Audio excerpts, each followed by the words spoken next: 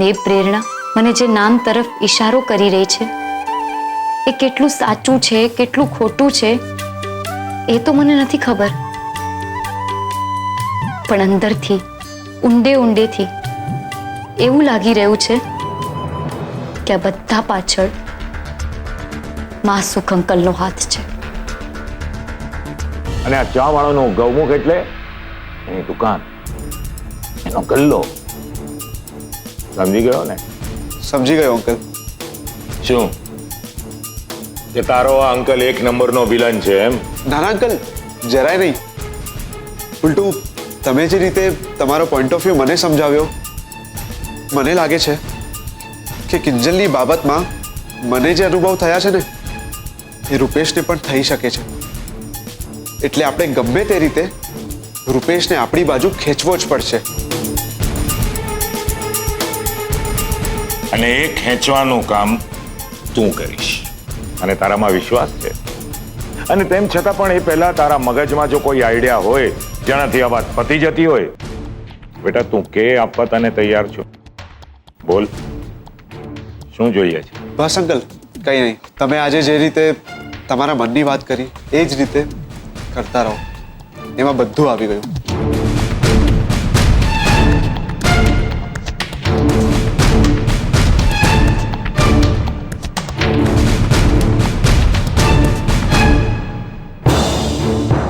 એટલે કે માસુ અંકલ પહેલાથી જ રૂપેશ અને સેજલ ભાભીના લગ્નની વિરુદ્ધ છે.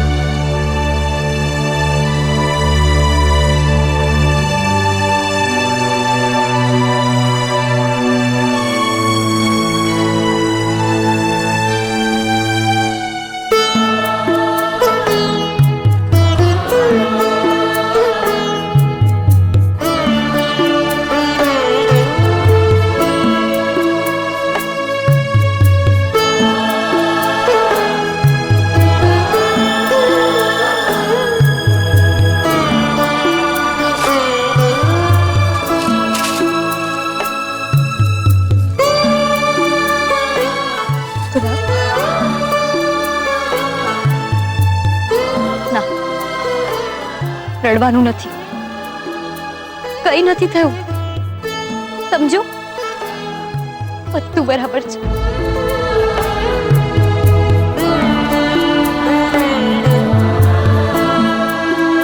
ગુલાબ, આ પાટિયું કઈ આમ રસ્તામાં પડી રહેવા માટે અને ધૂળ ખાવા માટે નથી બન્યું.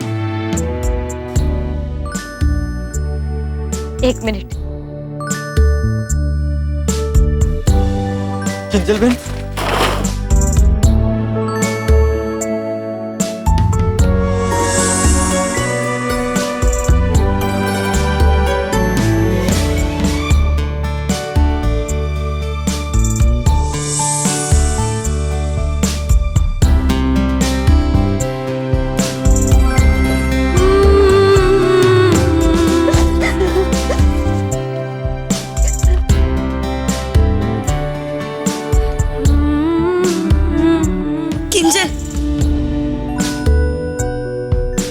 आजो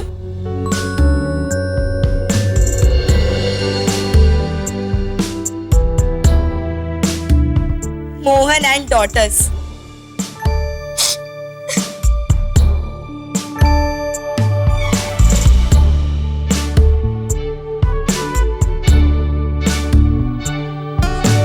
પપ્પા નો તકિયો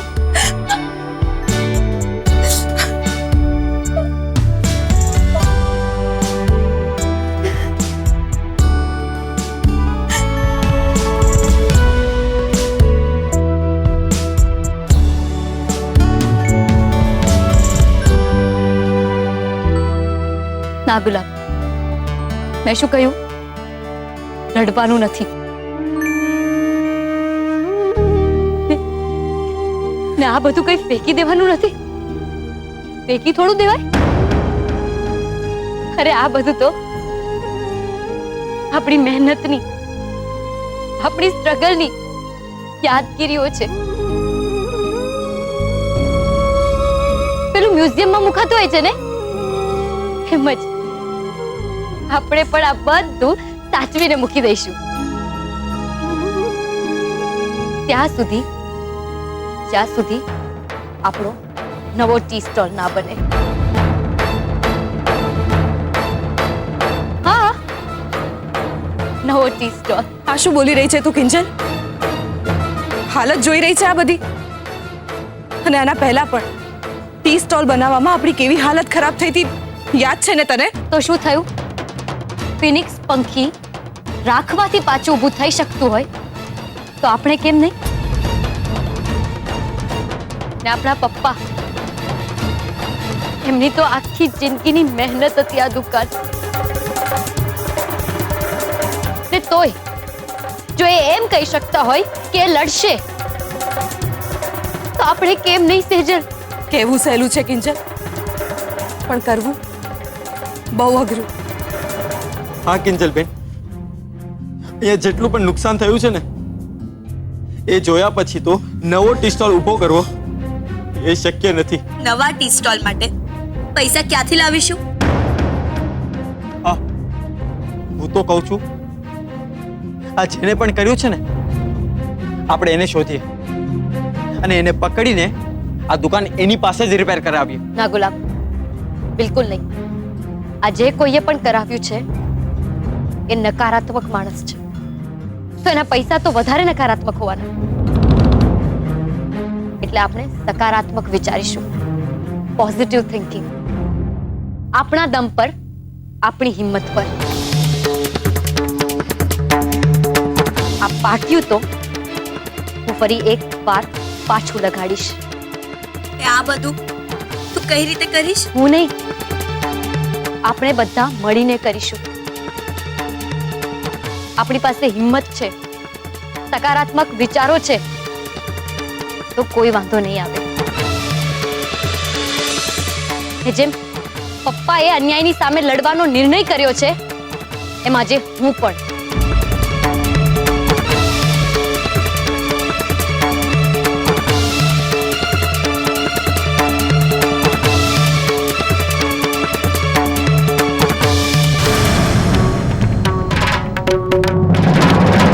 ધૂળમાં મળી ગયેલા આપણા પપ્પાના ટી કેફેના સપનાને ફરી એકવાર જીવતું કરવાનો નિર્ધાર કરું છું.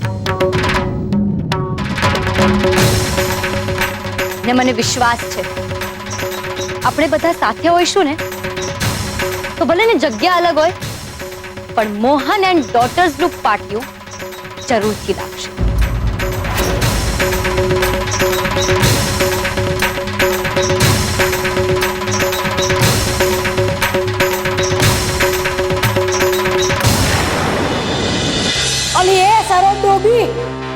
ક્યાં સુધી રાહ જોવાની? અરે મેણા ટોણા માયરે હંભળાવીએ, ભૂખ મરી નથી જતી. અરે લાવ ને હાથ લઈને ખાવાનું. હા હા બા લો.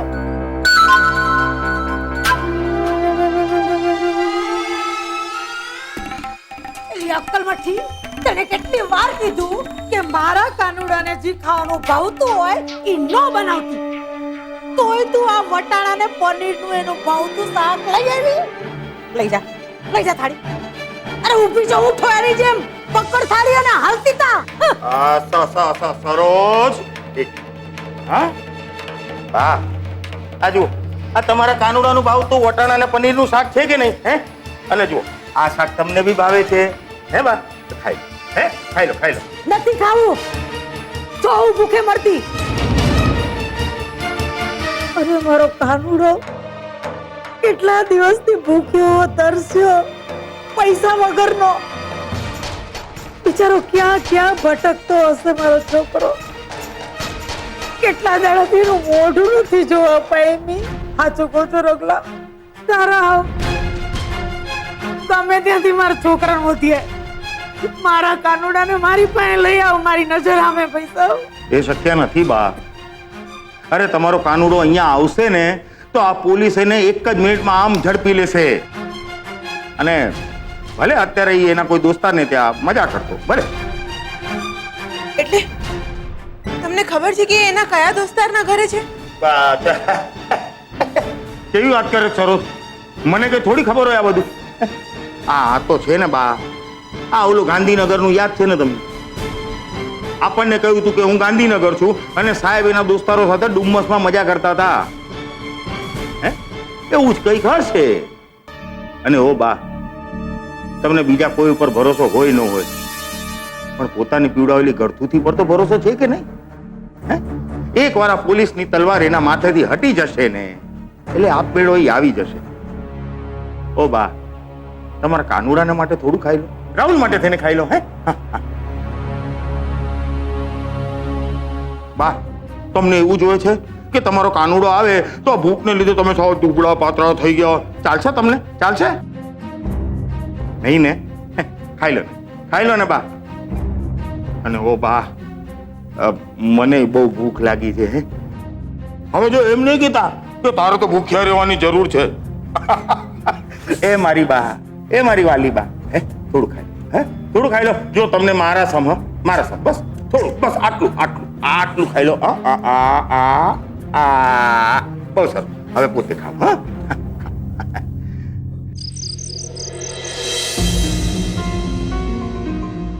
આજે પહેલી વાર મને ખબર પડી કે માસુ અંકલ રૂપેશ અને સેજલ ભાભીના લગ્નની વિરુદ્ધ છે અને કાયમ રહેશે. એક સંબંધ જેને જોડવા માટે ક્યારેક મેં આઈડિયા આપ્યો હતો. આજે પરિસ્થિતિ કંઈક એવી આવી ગઈ છે કે એને તોડવા માટે પણ આઈડિયા મારે જ વિચારવાનો છે અને હું વિચારીને જ રહીશ. કારણ કે જો સેજલ ભાભી, અત્યાર સુધી તો ભાભી જ, જો એમનો રૂપેશ સાથેનો સંબંધ ધી થઈ જાય તો હું પણ કિંજલ નામના કુંડાળામાંથી બહાર આવી જઈશ. ક્યારેક મિત્ર હતા, અત્યારે દુશ્મન છીએ અને પછી માત્ર ને માત્ર બે અજાણી વ્યક્તિ. ને મને ખુશી છે આ વાતની. જે રીતે માસુક અંકલને મેં કિંજલની દુકાન તોડાવવાનો આઈડિયા આપ્યો હતો, માસુક અંકલને એમ હતું કે મેં એમને આ આઈડિયા કિંજલ સાથેની દુશ્મની કાઢવા માટે આપ્યો છે. અને એ જ રીતે કિંજલ પ્રત્યેની મારી ઘૃણા રૂપેશ અને સેજલ ભાભીના લગ્ન તોડાવીને છતી કરી દઈશ.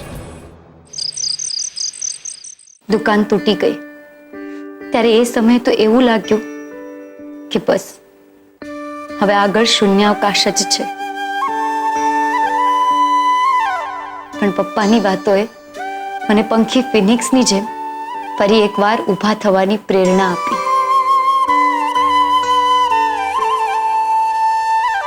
ને એ પ્રેરણા મને જે નામ તરફ ઈશારો કરી રહી છે એ કેટલું સાચું છે, કેટલું ખોટું છે એ તો મને નથી ખબર,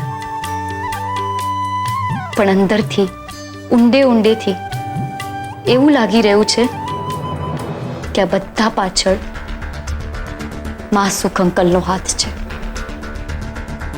અને જ્યાં માસુક અંકલ હોય ત્યાં ઉત્કર્ષ તો હોવાનો જ. એટલે વિચારવા જઈએ તો એ લોકોનો કારોબાર જમીનને લાગતો વળગતો છે. એટલે કોર્ટ કચેરીમાં અંદરની ઓળખાણ તો હોવાની જ, નહીં તો આમ કોઈ સેજલને 5 મિનિટની અંદર વકીલનો નંબર આપી દે, 15 મિનિટની અંદર વકીલ સાથે અપોઇન્ટમેન્ટ ફિક્સ કરાવી દે. આ બધું સહેલું થોડું છે.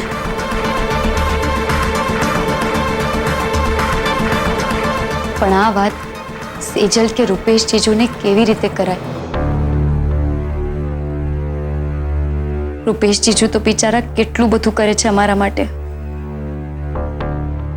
મને તો કંઈ નથી સમજાતું કે શું કરું.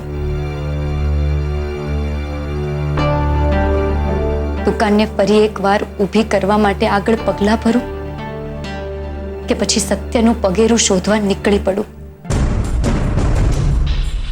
મને લાગે છે સત્યને જ પહેલા શોધવું જોઈએ, જેથી એ વ્યક્તિ બીજી વાર આવું કરવાનું વિચારી પણ ના શકે. હે ભગવાન, મદદ કરજો, રસ્તો બતાવજો. ને જો મારી શંકા સાચી હોય તો એ વ્યક્તિને બધાની સામે છતી કરવાની હિંમત પણ આપજો.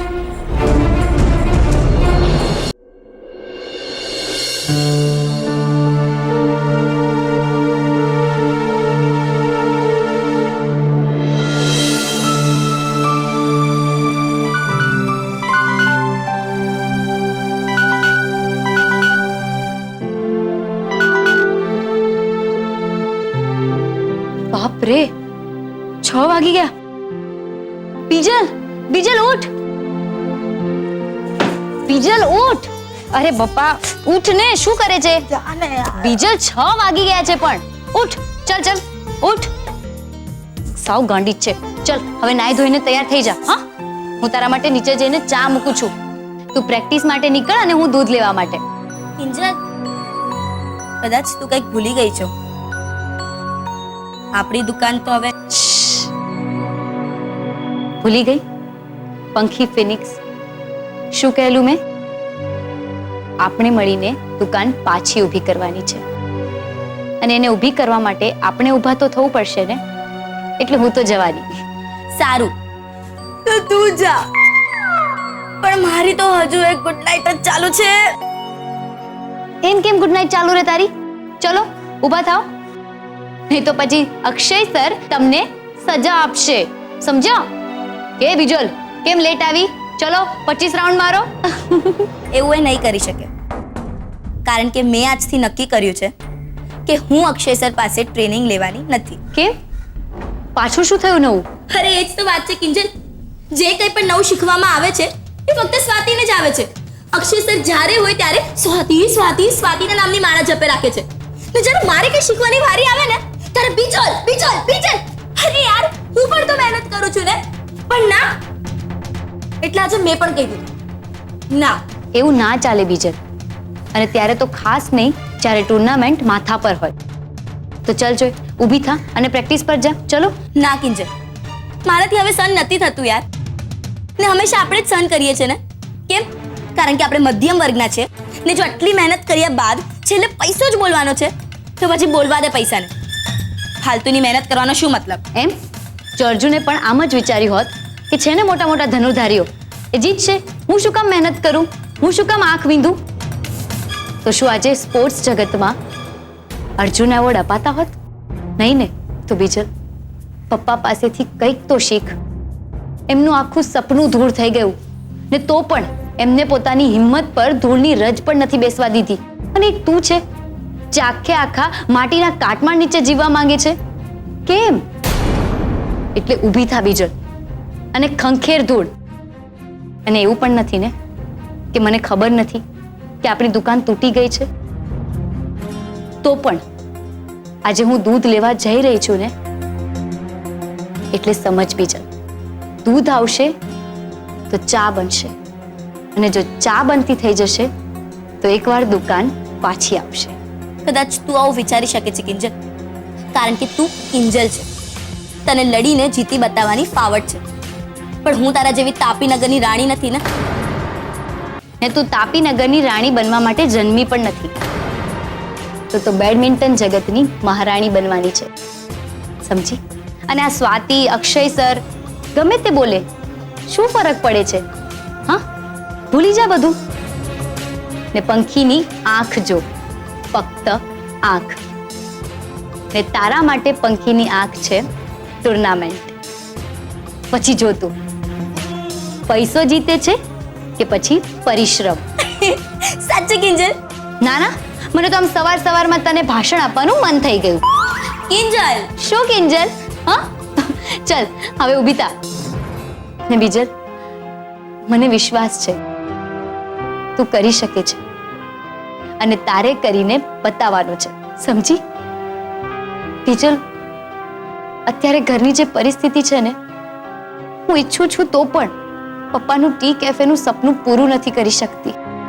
અને આજે તારી પાસે તક છે તો કરી બતાવ, જીતી બતાવ.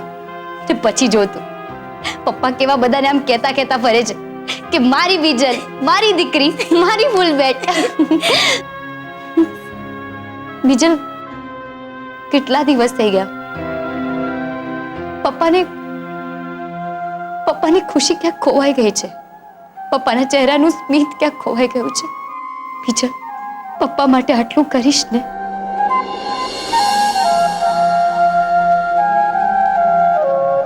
હા, પણ એના માટે તારે નીચે જઈને સૌથી પહેલા મારી માટે ચા બનાવવી પડશે.